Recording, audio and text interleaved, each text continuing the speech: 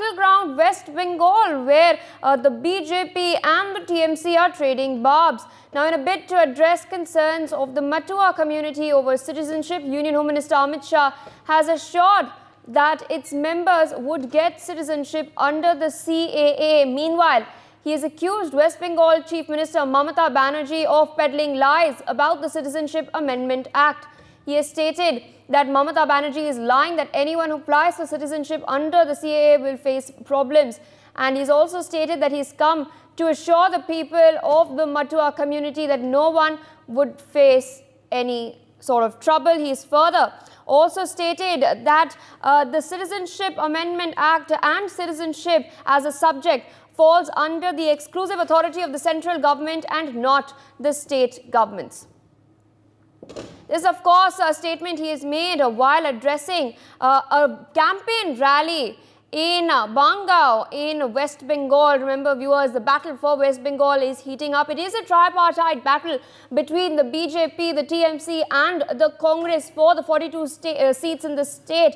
Remember, Mamata Banerjee decided to go solo despite being a part of the INDIA bloc. But it seems that the war of words between the BJP and the TMC is not quelling. And now Union Home Minister Amit Shah has slammed Mamata Banerjee. My colleague Rainik Datta joins us on the broadcast with further details. Rainik, it seems that Home Minister Shah was addressing a rally in Bangao when he had made these statements.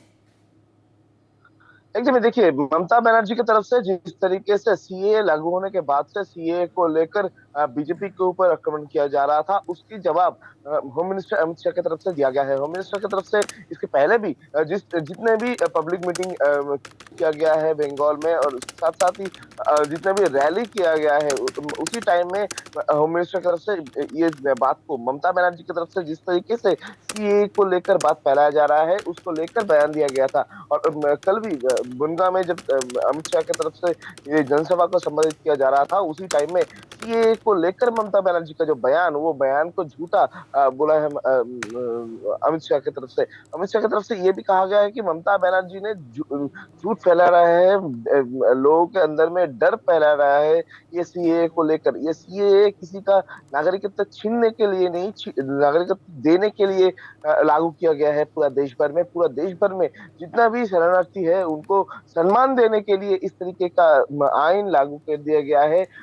मगर ममता बनर्जी की तरफ से इसको लेकर झूठ फैलाया जा रहा है, ऐसा भी अमित शाह की तरफ से कहा गया है। यानी एक तरफ जब सीए को लेकर राजनीति चालू हो चुका है बंगाल में, ममता बनर्जी की तरफ से बार बार से सीए को एक तोप बोला जा रहा था, सीए को इम्प्लीमेंट के लिए डर का माहौल तैयार किया जा रहा था टीएमसी की तरफ से।